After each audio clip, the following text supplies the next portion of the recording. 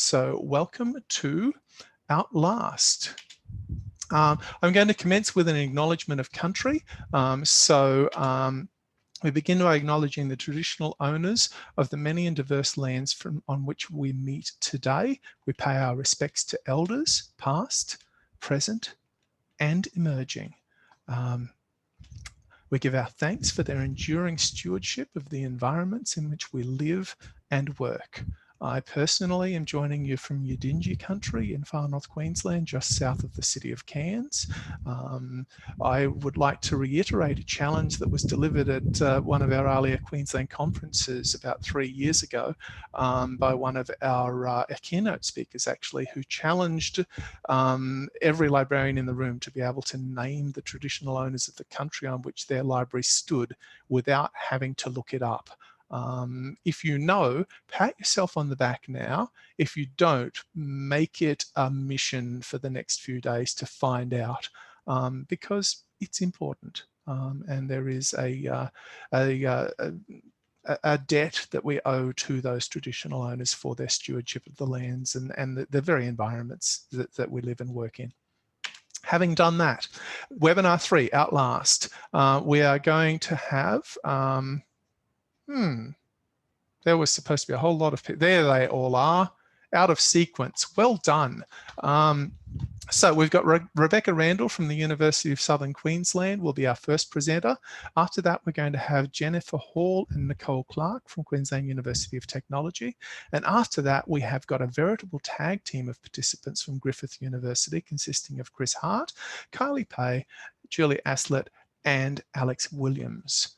So without dragging things on any further than we have to, I'm going to, and of course after that there is question time. Right, so Rebecca Randall from the University of Southern Queensland, and the title of her presentation is Sit in the Darkness with Me, opening up about mental health in the dumpster fire of 2020. So it is, as the topic suggests, explores areas of mental health, and there will be some links put into the chat field while Rebecca is presenting, in case anyone feels challenged by what is presented and needs to reach out for support with that. I am going to invite Rebecca now to start presenting, and I will stop sharing the screen so that she can be front and center. Thank you very much for that, Tony. You've taken care of most of my housekeeping for me, which is delightful. I do need to add an extra point. Unfortunately, my cat has come downstairs because I am broadcasting from home, and my cat has opinions, so I apologise in advance if you can hear her meowing in the background. So my name is Rebecca Randall. I'm an early career librarian in the university sector. I would like to thank you all for joining me tonight as I deliver this talk from the city of Bianjin. I pay my respect to the custodians of the Turrbal and Yagara lands, and I also invite you to extend your own thanks to the custodians of the lands on which you stand upon tonight. Thank you on behalf of all of us for this opportunity to learn and grow together despite being so far apart. And secondly, I am going to give a content warning. As Tony has pointed out, I will be talking about mental health. Specifically, I will be talking about depression, anxiety, and suicidal thoughts. So if you do find the content of this talk triggering for your own mental health, please feel free to look over the resources that are going to be provided in the chat. Also, if you need it, I give you permission to tap out of this session should you find yourself struggling to cope with the content discussed tonight. And I want you to know that self-care is unique to each individual. So this is my way of saying that I get that, and please do what you feel you need to do. So people have talked a lot about how we're living in unprecedented times, as if they're too scared to say how serious our current situation is. Not me though, because I think it's safe to say that 2020 sucks. For most of us, including myself, it's an unprecedented dumpster fire. Could future me have predicted that 2020 would be bad?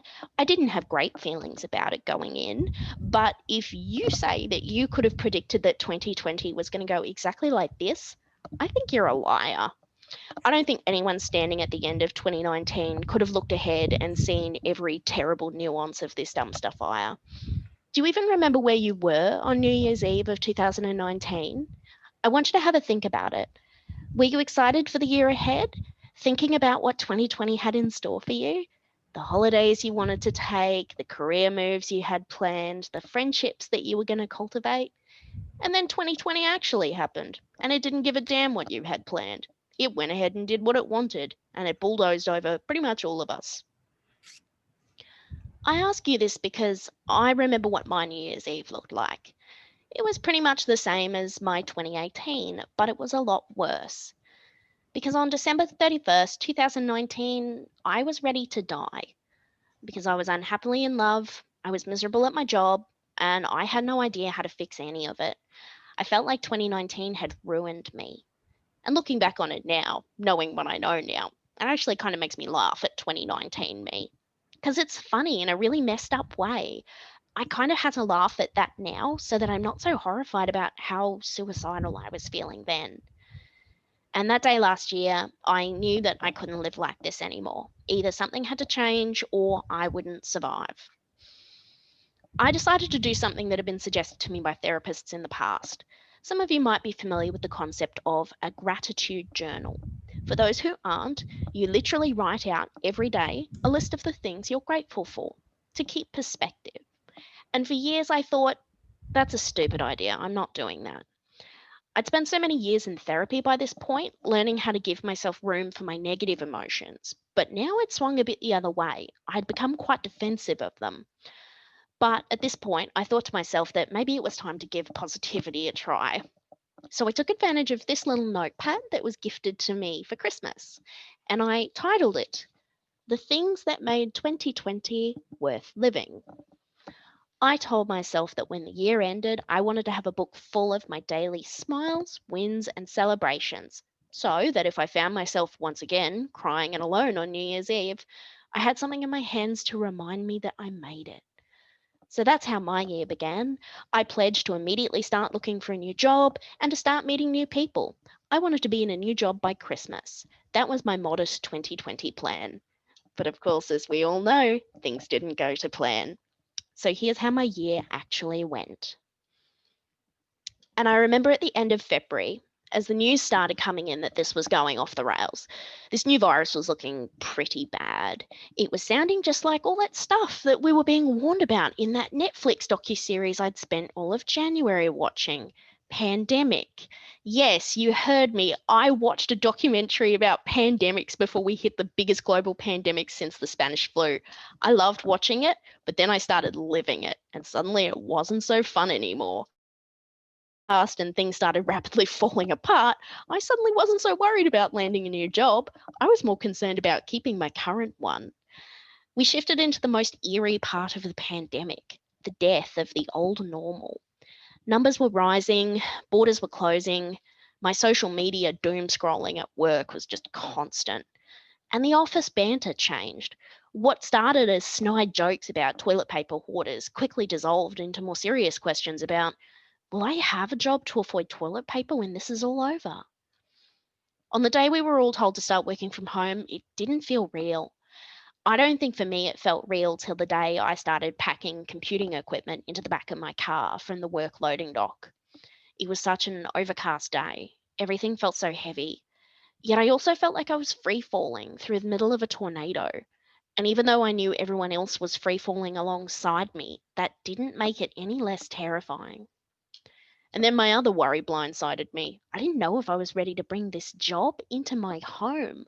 Up until this point, it had been a job that made me exhausted, and I'd come to resent it. It already took up so much of my time. Now it had the audacity to make me depressed in my own home, too. I was so salty. But I swallowed that resentment every time I heard a friend say they'd lost their job or that their work wasn't eligible for JobKeeper for their positions. Most of my library friends were in similar situations to me and had jobs still, but not everyone was so lucky. The good news is these feelings started to fade pretty quickly. I got used to terms like pivot, new normal, uncertain times. Those words that made us seem dynamic, tranquil, flowing like water.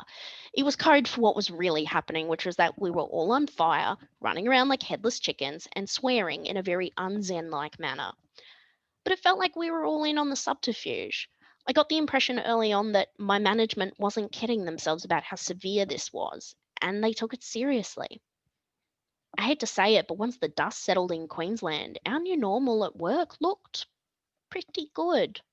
Management's milestones to get back into the office seemed comfortably far away, but not like they were on the other side of an immeasurable abyss. And now that we had a plan in place, I could embrace the positives of working from home. I found that without my 90-minute round trip commute, I was finding the time for self care that I'd so desperately needed in 2019. My resentment about the job melted away, and I started taking solace in this part of my life. It's certainly not been paradise. I did develop a kind of survivor's guilt. And I think it's super important to talk about this because I know for a fact that librarians have downplayed their own trauma through COVID. In fact, two of our own presenters throughout this webinar series have done that. I'm thinking about a presenter who had a daughter with respiratory issues, who said that this pandemic could have killed her. And yet she followed up that statement with, but it could have gone worse. And then another presenter talked about how terrible she felt being safe in Australia while her new friends in Brooklyn literally watched their city burn and feeling bad that they suffered while she did not suffer that same way. And me? How lucky am I? I have a full-time job. I even get to work from home still. I mean, sure, my terminally ill mother developed a surprise brain tumor that was discovered in March, and my sister lives in Sydney and hasn't seen any of us since before Christmas. But hey, it could have been worse. It could have been worse. How often have you heard that said since this pandemic started? Who said it to you? Was it someone desperately trying to keep positive in the face of everything? But why? We don't tell happy people that they don't deserve to be happy just because someone else out there has a better reason to be happy. How ludicrous would that sound? So, why then is it not equally ludicrous when talking about sadness or fear or anger or grief? If you walk away from tonight with only one idea in your mind, I want it to be this: it's okay to not be okay. You're allowed to feel bad if things are bad. What therapy has taught me is that negative emotions like this are the brain's way of protecting you. There's a problem somewhere, and you might not know what to do about it, but your brain wants to make sure that you know it's there. Luckily, this time, there's no secret as to what this problem is. The pandemic is absolutely the problem here. So, be angry, be sad, be anxious. Let yourself feel. It's okay. Maybe this is already your viewpoint. Maybe you're great at giving this advice to friends when they need help, but maybe, like me, you're the cobbler with no shoes who's still making pears for everyone in the village first. Even last week, as I was preparing for this conference, I realized I was still holding myself to the same impossibly high pre pandemic standards I had. I still try to power through a working day when I'm not even 50% my mental best, and I berate myself well into the evening while I juggle my cooking, my cleaning, and my creativity. And that's because I'm still learning how to hold compassion for myself. Compassion that I'm so willing to give away to the people I love, and I forget to leave some behind for myself. This was part of the reason I wanted to do this presentation in the first place. It's so much easier to give advice to other people than to take it yourself. Maybe if I say it again in front of a bunch of other people, it'll stick a bit better. I can't really finish this off with a, that was past me, now current me is doing great, because this pandemic isn't over. I have good weeks. I have crappy weeks. I'm still trying to work out how to get what I want out of all this. But I can tell you what I'm doing to help the days pass by. And it essentially boils down to I see a therapist regularly, and I'm rethinking how my career as a librarian fits in with the values of my life. So, one of my major stresses pre pandemic was my career. Even then, I was thinking that maybe career wasn't as big a focus for me as I initially thought it was. And I was struggling with some guilt around that because I'd studied for years to get qualified for this full time job. And questioning the value of a thing that takes up 40 hours of your week makes you feel pretty aimless. If my job wasn't so important to me, what actually was? And I'd explained this to my therapist pre pandemic, and she gave me a values worksheet to help orient myself. If you're curious about what this values worksheet looks like, I have provided a link along with the resources to the crew. So the sheet forms part of a model of therapy called acceptance and commitment therapy. And the principle of this activity is that knowing what your values are helps you to create goals that you can relate to. I'd given myself permission to be aimless during the start of this pandemic, to hibernate, to stay inside, breathe, wait it out. Now I was itching to make plans and changes. I wanted to make opportunities to chase happiness and success. I still didn't have a lot of mental capacity, though, so I had to choose my plans carefully. And rethinking my values has made me realize that my hobbies are actually super important to me. And from there, it was easier to give myself permission to make time for making. I needed a beanie for a friend. I finished sewing a skirt that I'd been working on for 2 years. And I also realized that the things I needed out of my career, like money, could be achieved by budgeting smarter. Once I started working on these new goals, I felt really content with myself and excited for the future.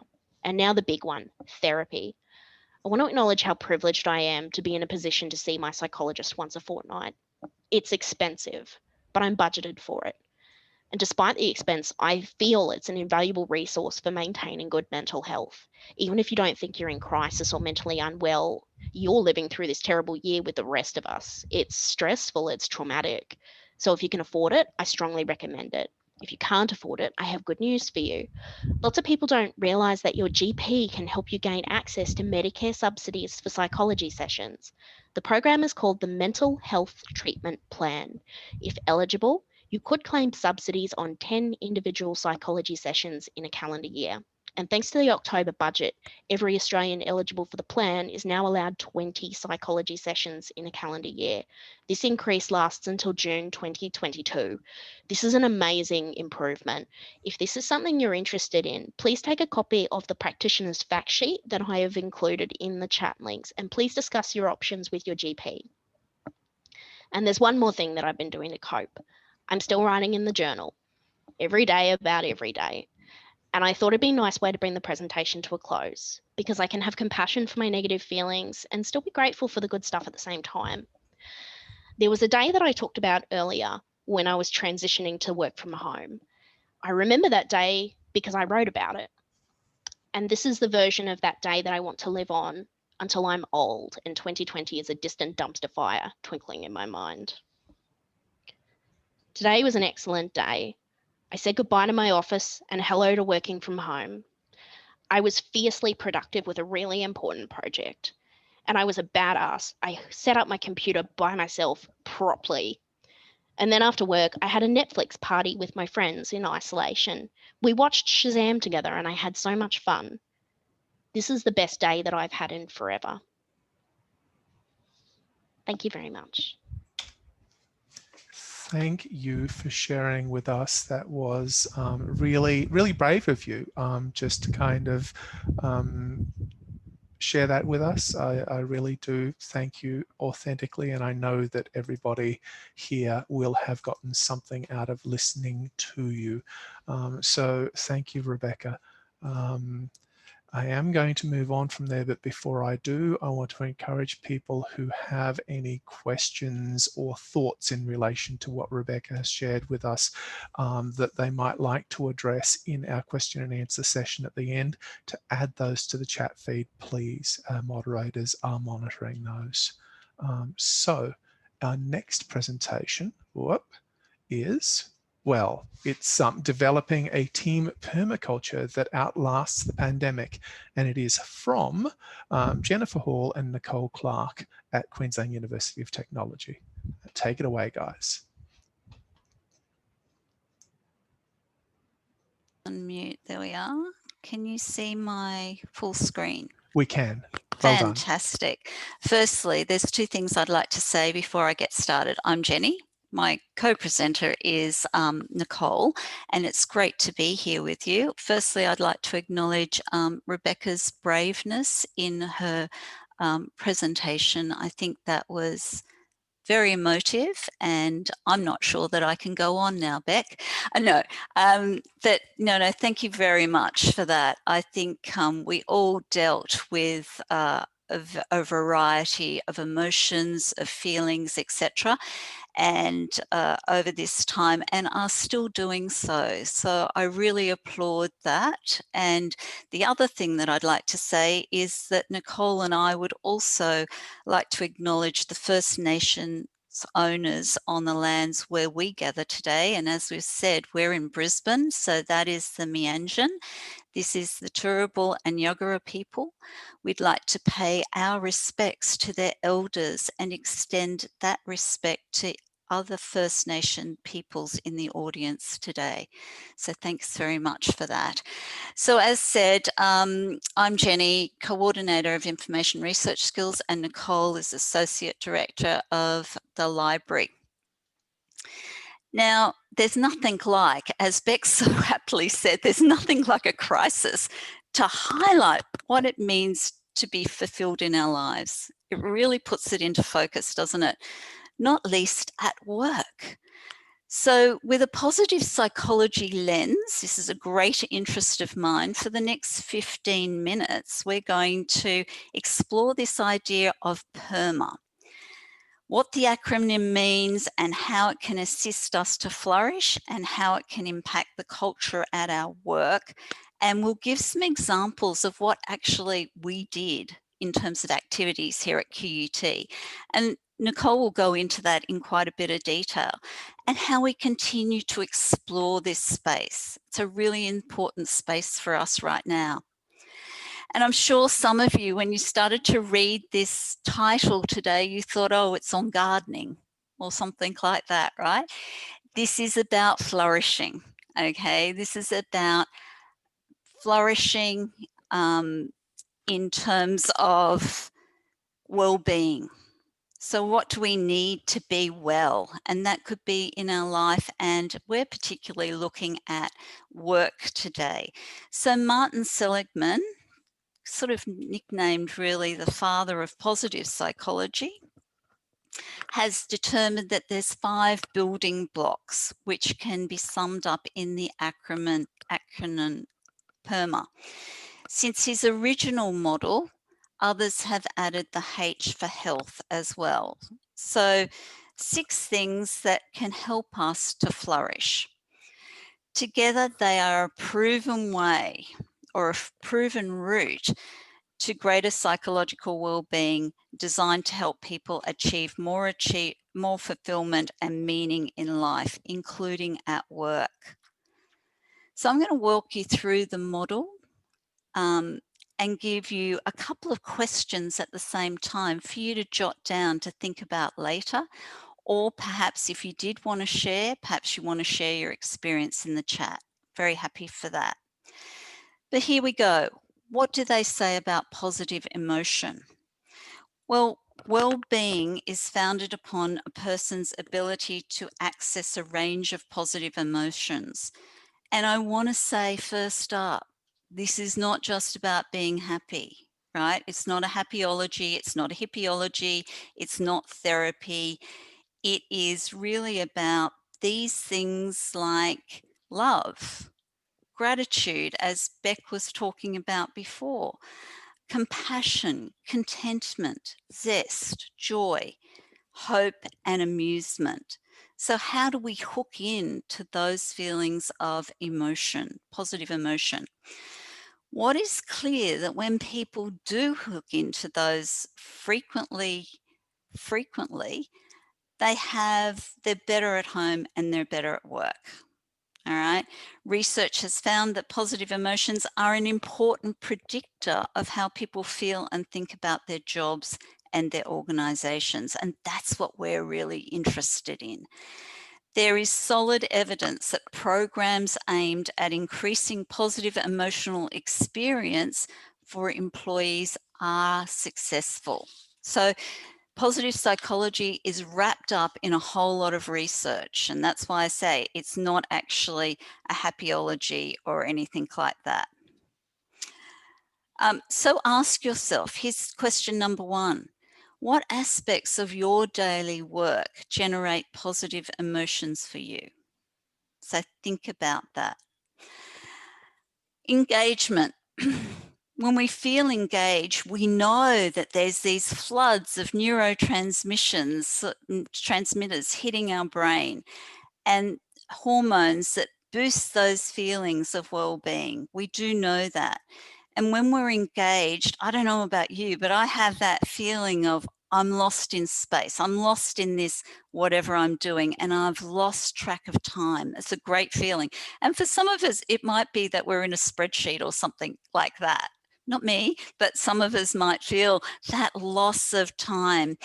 And if we can do that on a regular basis at work, we're going to actually feel more engaged and more engaged with our jobs and happier and more satisfied, have that feeling of more satisfaction. The key is to maximize the extent to which people are using and applying their strengths at work. So studies suggest that up to 70% of professionals who actively use their strengths daily report feeling more engaged and energized by their work. And this has happened for me too. To find out what your signature strengths are, I've put the link on the page here, the VIA character strengths. So it's a free tool that you can use to find out what your top strengths are and then see how you can play with those. So here's another question for you. To what extent are you able to devote your time to the work activities that make you feel engaged or in flow, what we call in flow? Good relationships are really important as well. And that was really clear as we went into COVID, as COVID hit. So we weren't able to interact with our friends and our family like we were previously. And we are highly social animals. We are hardwired to bond, to care for and depend on others. And that means we need healthy relationships. So another question. With whom do you experience open, rewarding and positive relationships at work? And the counter would be, with whom don't you? And how would we might go about having those different relationships? Meaning and purpose in life. Belonging to and serving something that's bigger than ourselves. The importance of staying connected to something that's bigger than us.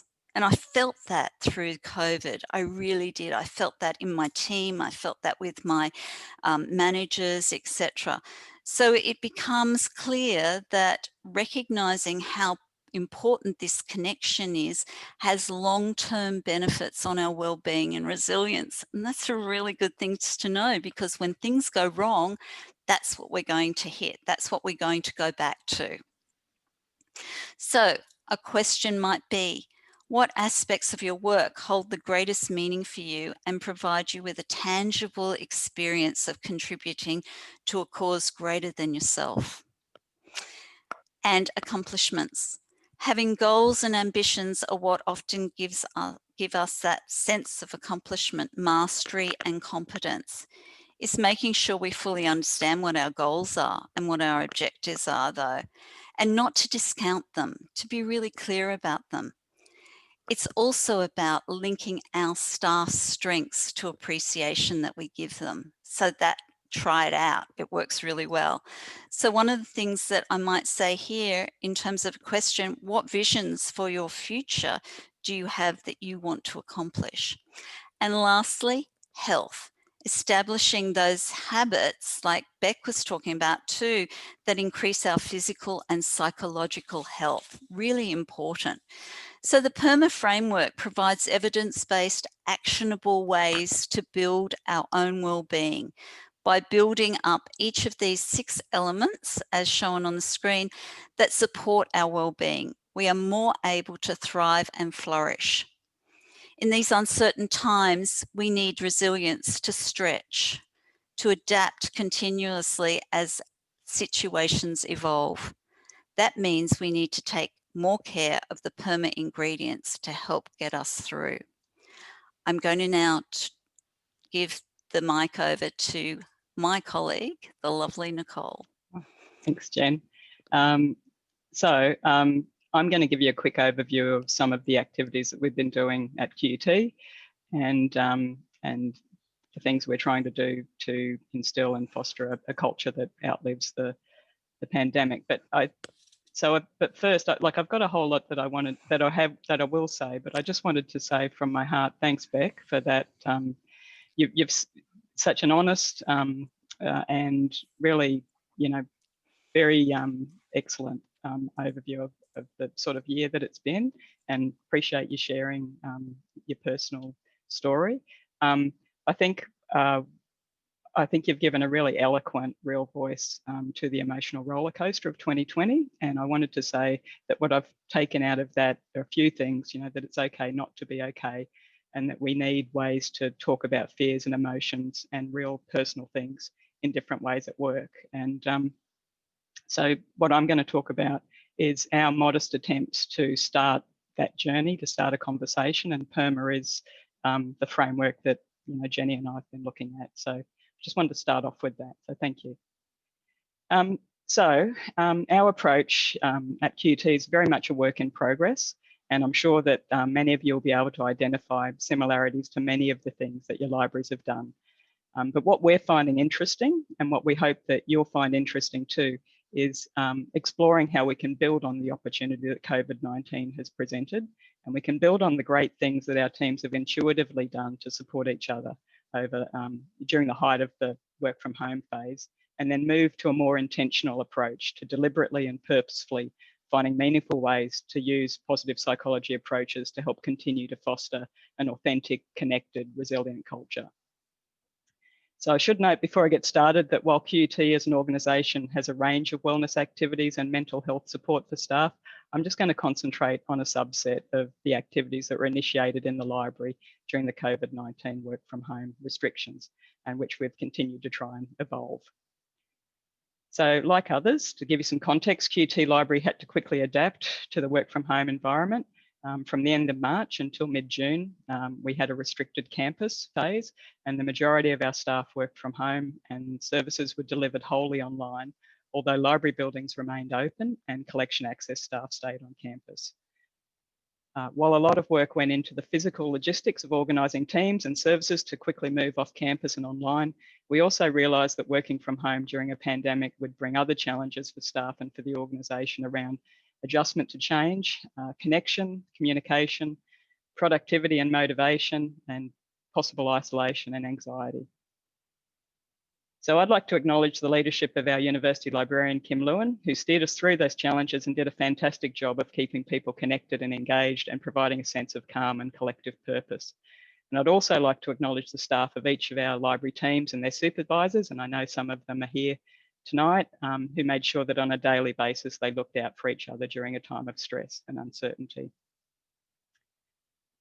So this slide gives a bit of an overview of some of the activities that have happened and how we see them fitting into a PERMA framework. So during this period, the UL and supervisors and colleagues came up with instinctive human ways of keeping people as connected and positive and engaged as they could. So we tried our best in that space. And as I said before, these were intuitive responses. So those ones are the ones listed in black. And so the points in green are the ones that are more intentional. So they're the ones that over time we've added and we've tried to explore. So again, it's very much a work in progress, but this is where we are at this point in time. The starting point for this journey was with Kim's daily all-staff Zoom briefings to the entire library team, where she shared any information she could with staff. And the immediacy and the extent, like it's sharing with all of the library staff at once, was different to how we'd previously communicated. And there was a real sense of immediacy, authenticity, and connection in these sessions. And I'm sure you experienced similar things at your organisations. We were getting information as it came to hand. We were seeing our UL and our colleagues in their homes. We were meeting their children and their pets. We were surreptitiously checking out their decor. And it was refreshing, and it brought a different perspective, and it allowed a space for informality and fun. So over time, we sort of built on this. We started adding Friday fun day sessions to lighten the mood even a bit more, where staff dressed up, or they wore funny hats, or they shared commonly themed Zoom backgrounds. Staff were also invited to connect with colleagues and share information at the library all-staff meeting. So we created a segment called Share It, where staff could self-nominate to share information about anything. For example, a success or a project or a piece of tech that they were finding useful, anything they thought others should know. We also knew that it was important to encourage connection through healthy physical activities. And Jenny, who's fabulous, ran regular Zoom yoga sessions, which were really well attended. And another colleague, Kate Harbison, she'd previously led stretching activities at her branch and what she called lunch and laugh sessions, where people got together, had lunch, watched funny videos. So she opened those up to others virtually as well. So one team, the Library Resources Services team, realised that serendipitous connection in the tea room and in the hallways was lacking, and led by Magella Pugh and Jean Hing Fei, they instituted a buddy system whereby they paired up staff and encouraged them to catch up for a chat or just check in with each other. So a sense of camaraderie, fun and cross-team connectedness was growing, which was really exciting, and it was different to on-campus opportunities. As we transitioned back to campus, we wanted to make sure we kept aspects of what worked well. And so in June, staff were asked to anonymously provide feedback in relation to a number of different aspects of COVID work changes, including what changes worked well for them on a personal level.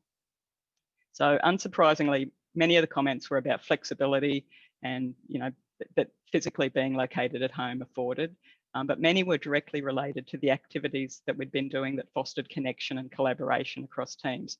And many said that they felt more connected and better informed and energised as a result. So in response, we continued a lot of those activities. We reviewed them and we continued them. So we continued the fun wellness activities, yoga and the themes, etc. We continued library staff updates, but moved to twice a week. Kim does those twice a week. We continued regular share it sessions, and we've added an uptech session because we, like something with an exclamation mark at the end of it. And so that's specifically around peer-led sharing of tech-related information. We've reviewed ways to maximise focus and flow and minimise distraction in the workplace, because that was hard for people coming back. And we've recently extended the buddy system to all staff, and this work's being led by Caroline Dunk. So the learnings for the feedback coincided with Jenny and I having lunch and having a chat about how PERMA might help be a useful framework for us to plan other activities and practices that could continue positivity and connection and wellbeing in the workplace. So again, this work is a work in progress, but what we've done so far is introduce the VIA Strengths model to our Library Supervisors Forum and the Library Leadership team. And we've called for feedback on that, and depending on how the feedback goes, we're hoping to do more activities around strengths. We've experimented with ways to use positivity and gratitude in team meetings, and this can be as simple as starting meetings with a quick round of good things that have happened that week, or sharing something about a quality that you appreciate in your colleague.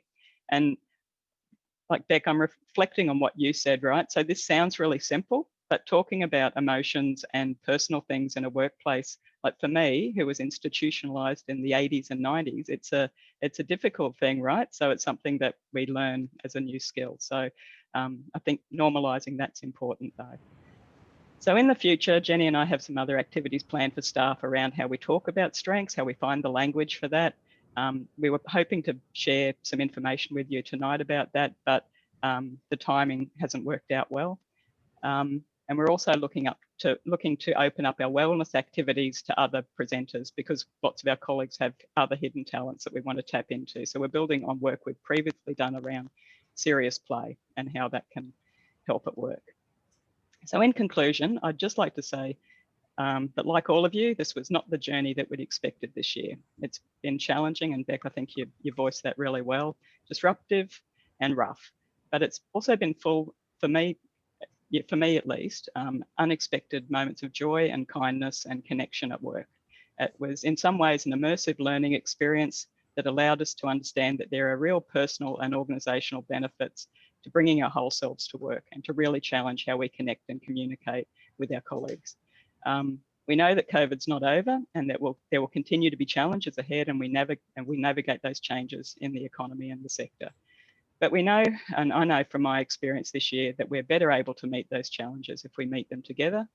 And a tool like PERMA that encourages us to explicitly focus on positive emotion in the workplace and intentionally look at how we improve engagement, relationships, meaning and achievement seems to us to be a useful tool to add to our kit bag to help meet the coming challenges as a team. Thank you. Cool. Thank you very much, guys. There was a lot in that. I, for one, have made a note of the viacharacter.org website and will be checking that out as soon as we get off here. Thank you for sharing. It was well and truly worthwhile, and I did note that there was some feedback in the chat session about that as well. So thanks, Nick and Jennifer. Our next presentation is the team from Griffith University. So Chris Hart, Carly Pay, Julie Aslett and Alex Williams. They are rethinking ritual recruitment. So I will hand over to them and let them take it away.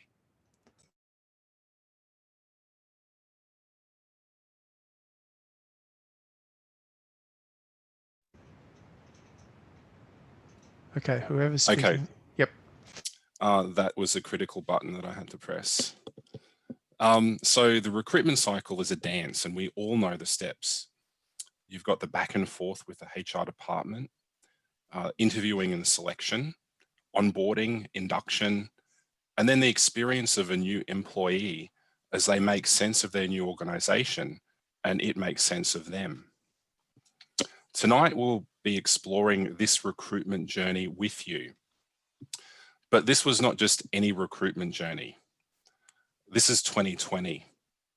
And what we thought would be a tried and true predictable routine has been a year of challenges, calamity, and tribulation, but also a year of survival. Julie will share her experiences of navigating the new normal of recruitment policies and oversight committees newly installed. I will share my experience of the selection panel. Alex is going to share her experiences as a new manager in the organization, onboarding a brand new recruit on the day, or just as campuses are shutting down for good. And Kylie is going to tell us about her experiences as a new staff member, beginning on the day that all of this happened and everyone was sent home. Welcome to the challenges and the triumphs that is ALIA Queensland Survivor 2020, COVID Island. So over to you, Julie. Thank you, Chris. You know the ritual, someone resigns and you do the recruitment ritual rumba. Like the dance, you start with 3 basic steps. You quickly and discreetly step into panic mode. Unlike the rumba, there is nothing sexy about that step. Instead of moving your hips, you've moved your lips, and your next quick step is to have the rehearsed ritualistic conversation with your supervisor, explaining how life as you know it would end, negatively impacting on the student experience, library services, and your team if the vacancy isn't filled by using the same tried and tested recruitment ritual that you have relied on in the past. You know this step so well, you never have to practice or question your technique. This step wins the immunity challenge and you move into a slow step, also known as the HR process. I hope some of you can relate to this recruitment ritual rumba.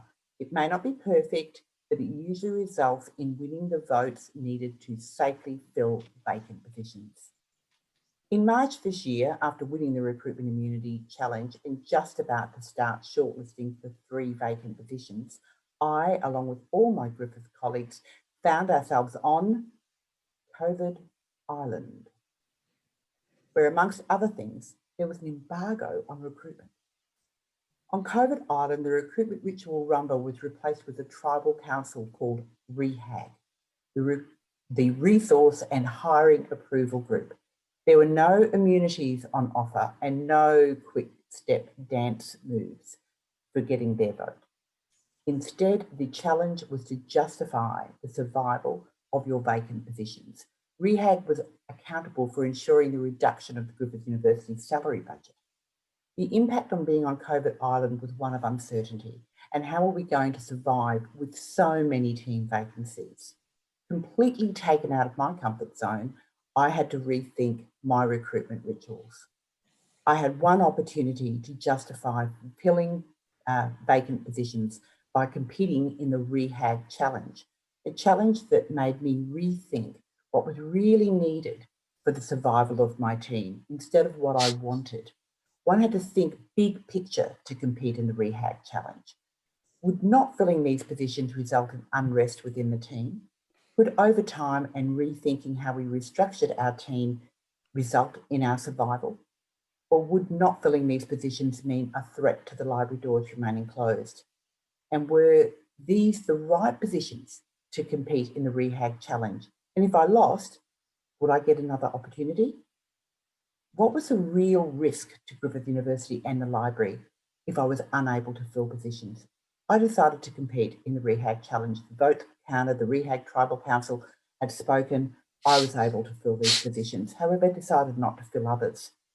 The lessons learned on COVID Island has resulted in me hanging up my recruitment ritual rumba dance shoes and has given me a new appreciation of rethinking the recruitment ritual. Winning this challenge was the opportunity to question other segments of the recruitment ritual rumba. As on COVID Island, there was a rule about social distancing and having a virtual presence. Over to you, Chris. Thanks, Julie. So selection and interviewing processes are rituals that we rethunk. They're a very choreographed sequence of actions that no longer fitted the brief for COVID Island. So you have applications, resumes, scheduling, selection criteria, the meeting and interviews. Throw some 2020 vocab into the mix. Social distancing, lockdown, flattening the curve, outbreaks, campus closures. So with all of our campuses closing from March, and most of us already working from home, there would be no face-to-face interviewing this year. Before COVID, face-to-face is the norm. The teleconference was the exception. And the exception because, well, we've all been in those teleconferences with the crackly line, Wi-Fi goes down, audio issues. On COVID Island, technology is mandatory.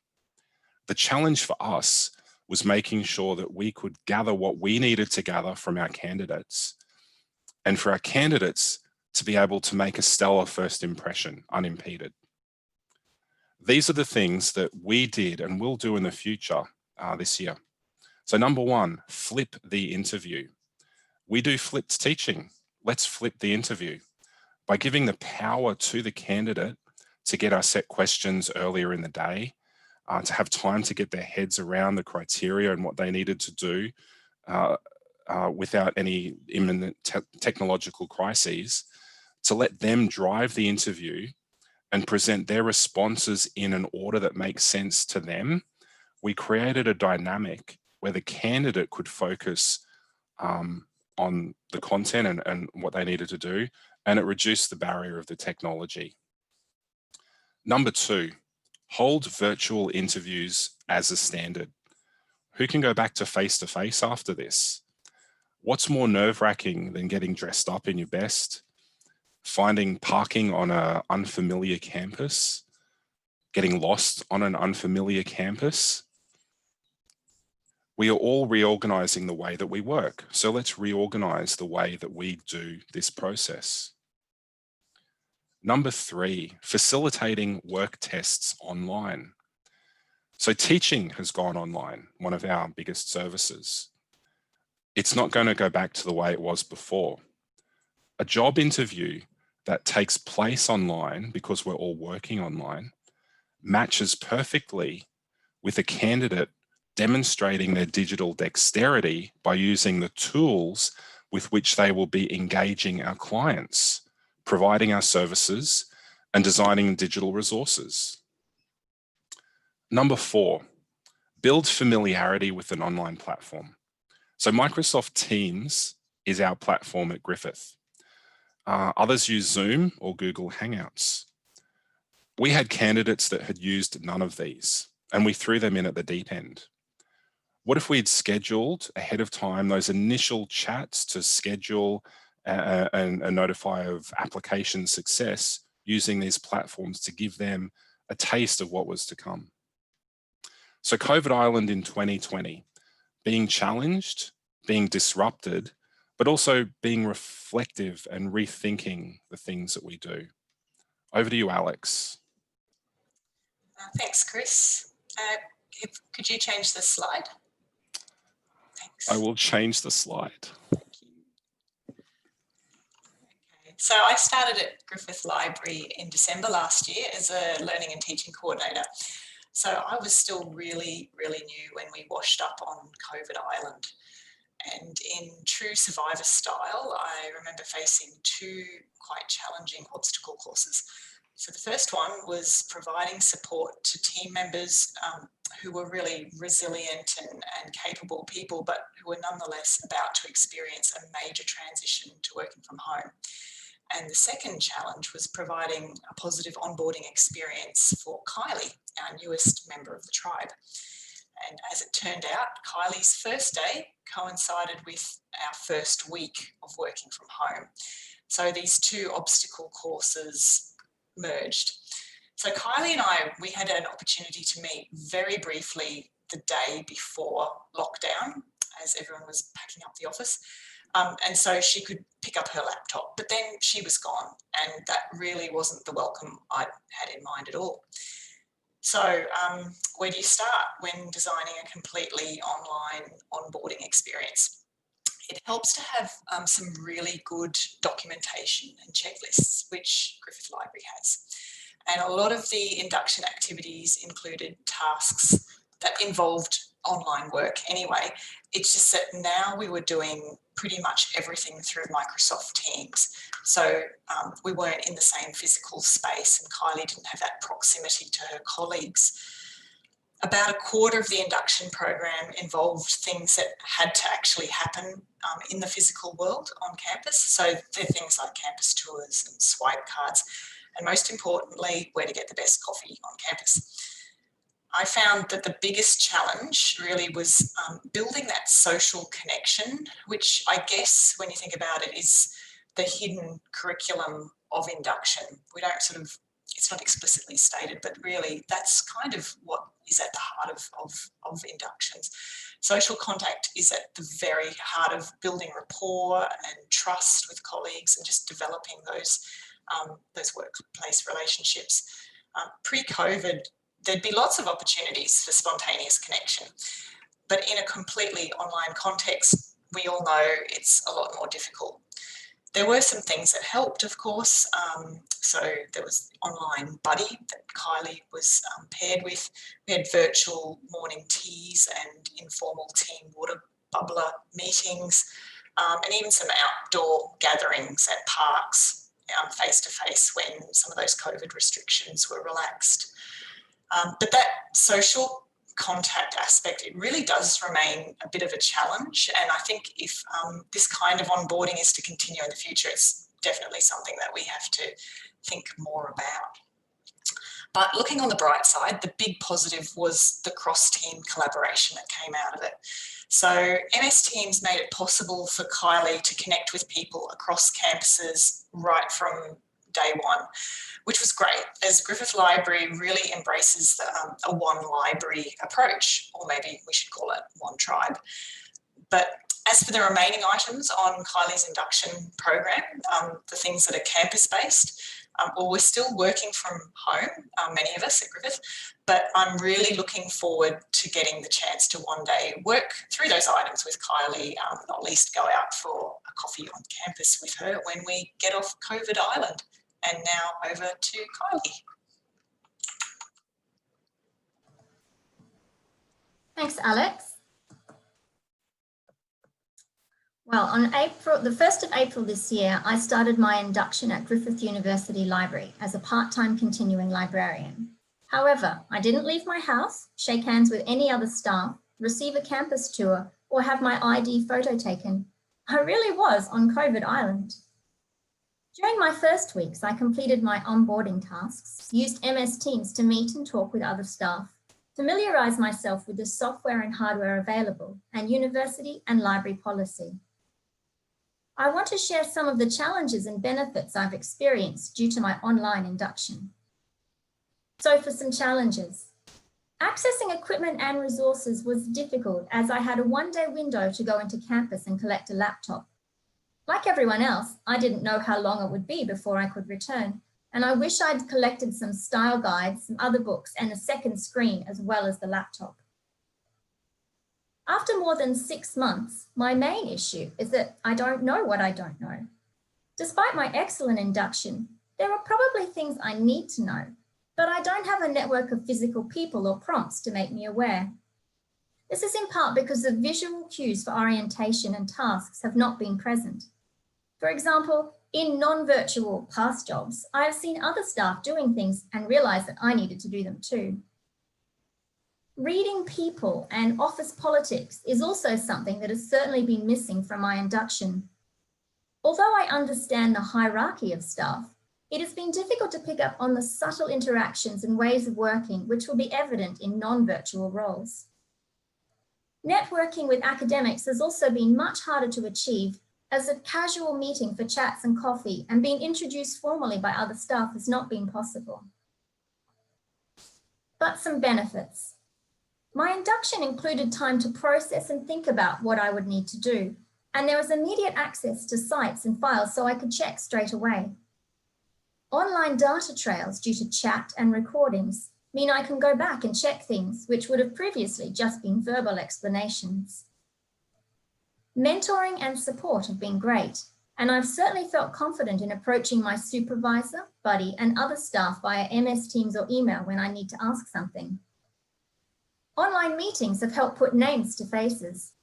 One advantage is that names are always on the chat, so I don't have to worry about forgetting people's names. I feel that there are less barriers between staff at Griffith's 5 campuses, so that in comparison to a non-virtual job, I've been able to interact with people from different campuses on an equal footing with those from my home campus, a process which would have been slower without the online component. In lieu of direct contact with academic staff, I've spent time developing online resources and connecting and teaching via MS Teams and Blackboard Collaborate.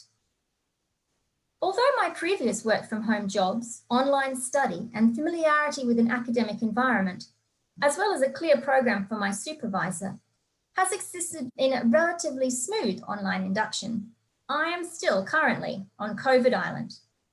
However, I have survived probation and look forward to my future work at Griffith University, wherever the journey takes me. Julie will now wrap up for us. Thanks. Thanks, Kylie. So 2020, a year of challenges and a year of triumph. We beat the challenges and survived. Rethinking recruitment, navigating new processes and structures with panache, flipping technologies when it tried to flip us, navigating lockdowns and designing strategies for people to shine, and making a splash as the new kid on the block.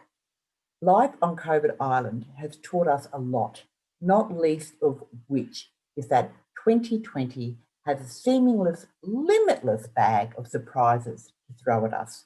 But it's also taught us that in adversity, we all possess the innovative spirit, the courage to rethink and leave our boundaries, and wherewithal to survive and shine. What's that knocking on the door? Is that 2021? Oh my goodness, hold my wine. Thank you. And thank you, guys. Really good tag team presentation. Thoroughly enjoyed that. Doing the screen sharing thing once again. Please join with me, everyone, in thanking the team of Chris, Kylie, Julie, and Alex. And I don't know if anyone else noticed, but there was a distinct thread that I can follow through all 3 of our presentations this evening. The adventures of COVID Island and the experience of that from different perspectives seem to occasionally kind of strike chords with the PERMA pattern that was unpacked by our previous presenters. And through all of it, we saw glimpses of our first presentation as well.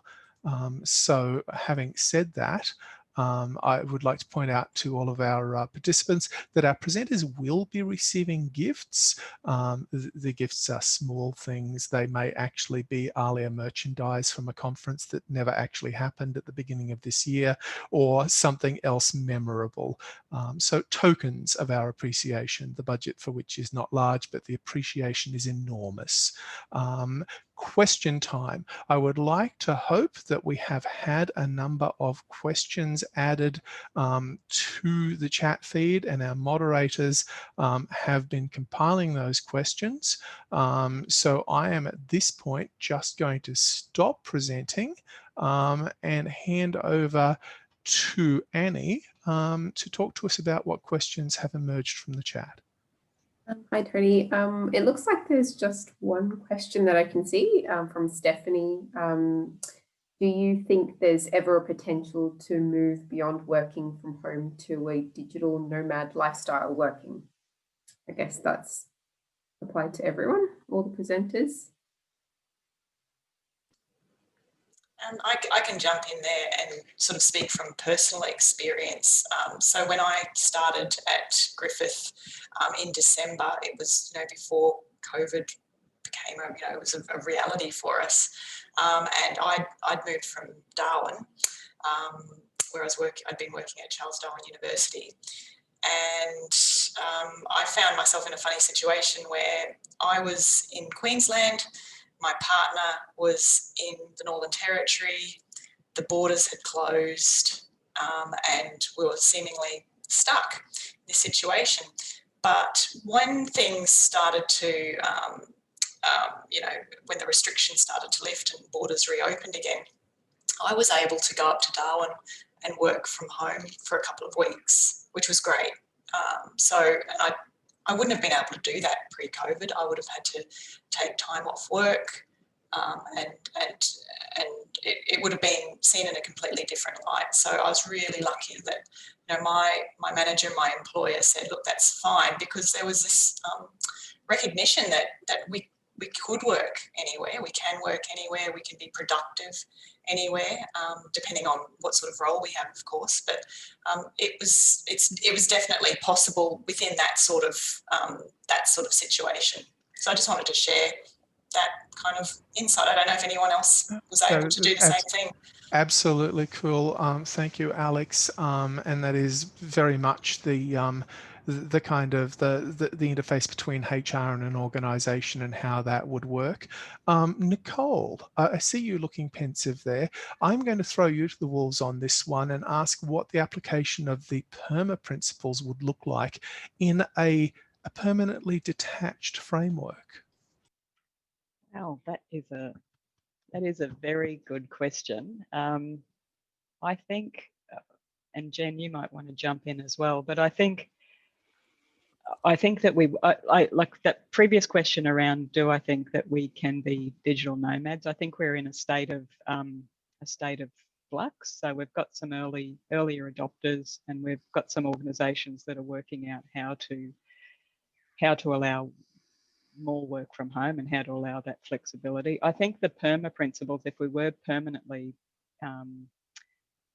detached from each other, I think they'd come into play more. And I think it's about, this is not a real answer, but I think it's about thinking creatively about how we make those connections. And I think Griffith, did a really good job of explaining to us some of the things that we could do, how you could onboard someone completely new to a role and try and make those connections. And I think everyone's been talking about things that they did around virtual morning teas, all of those sorts of things to try and make those connections. But I suppose this is a roundabout answer to say, I think we have to be more intentional in the way we approach that, because we can't, and I think that's a theme that's coming through this session, we can't take for granted the ways that we've previously done things.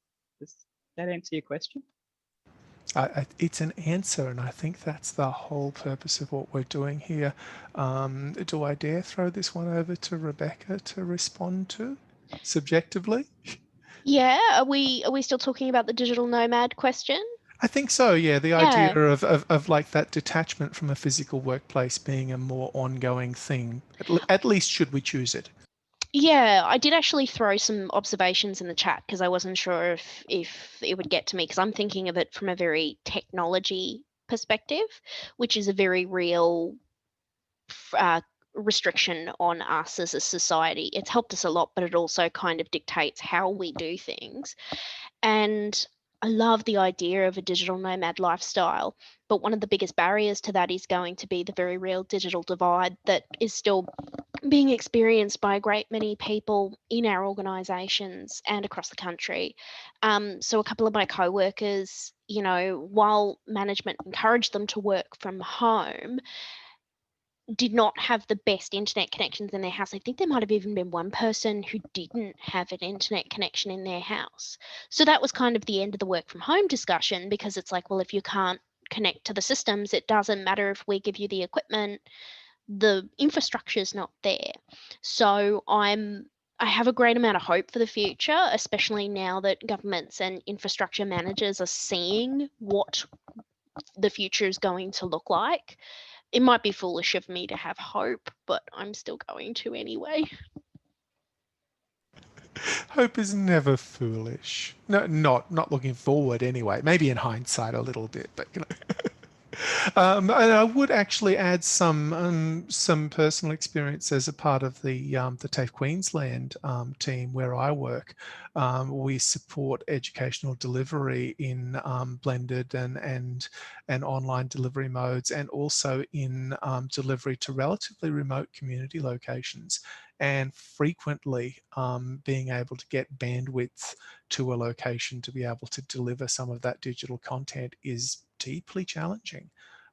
So the nomadic nature of it might be kind of limited to boundaries where the technology still works. So perhaps we can't just sail across the Pacific and keep doing our jobs, but it'd be nice. Do we have any other questions from the left side of the field? Yes, so we've got one from Marjorie, and this is for Beck, Jenny, and Nicole.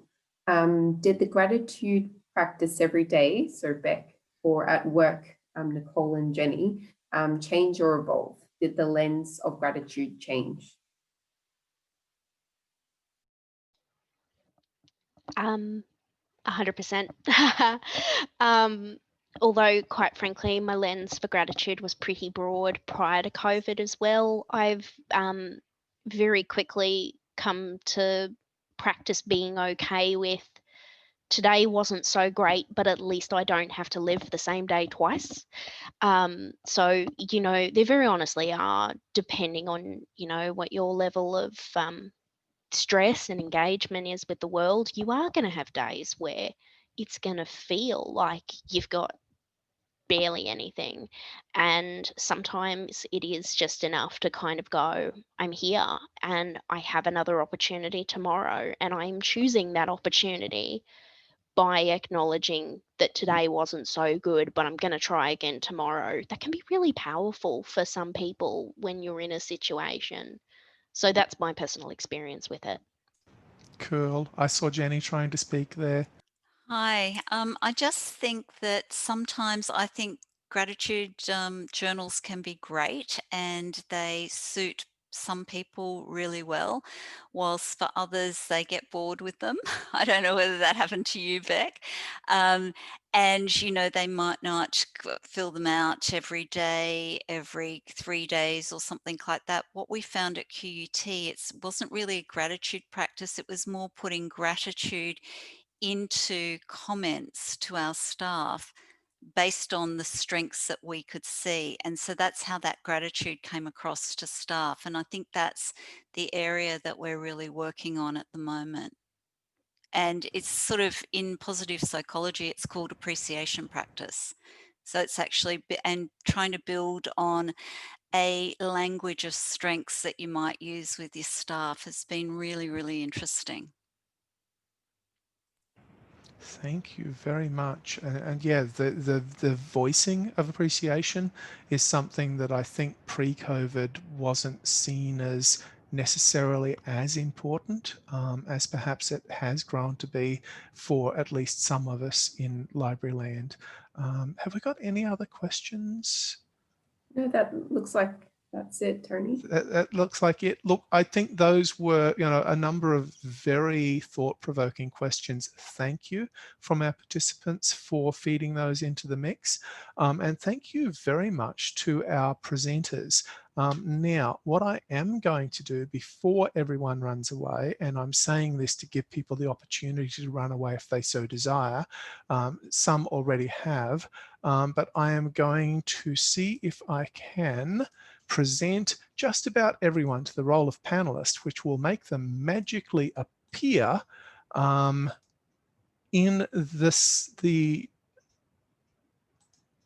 the visible field, because we're going to see if we can capture a group photo.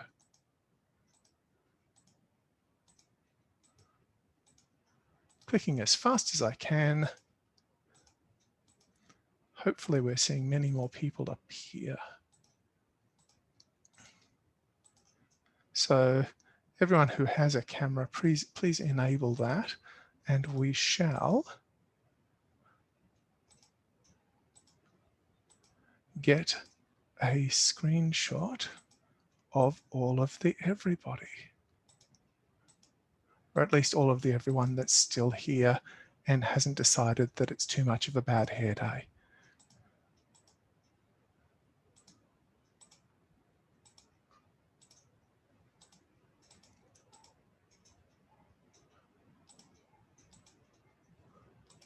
One more. There we go. And I'm going to go to a gallery view. And this is all of the everybody. So congratulations, everyone, on being participants in our discussions for this evening.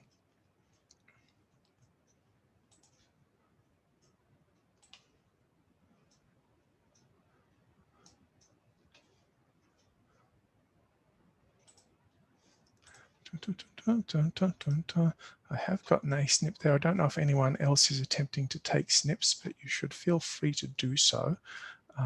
And whilst I very busily paste that one into a place where it can be saved, I will attempt to get another one where everyone is looking even happier.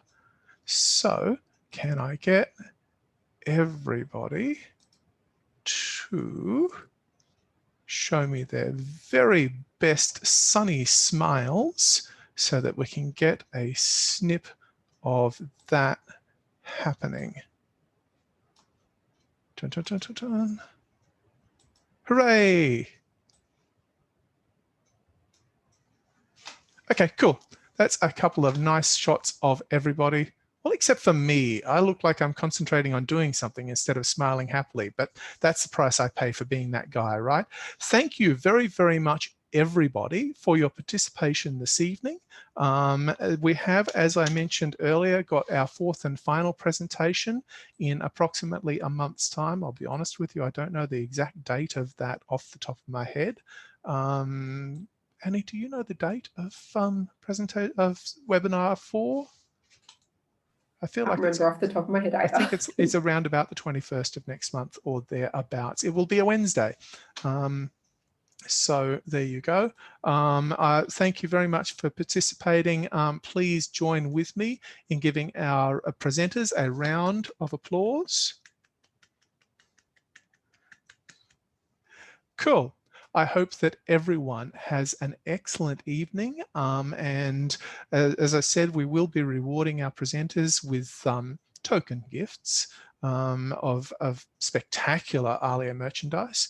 And of course, everyone who has listened to these presentations needs to rest assured that their life is significantly enriched by having done so, and tell all of their peers in the library lands in which they live that they all missed out on a really great time. Thanks, everybody.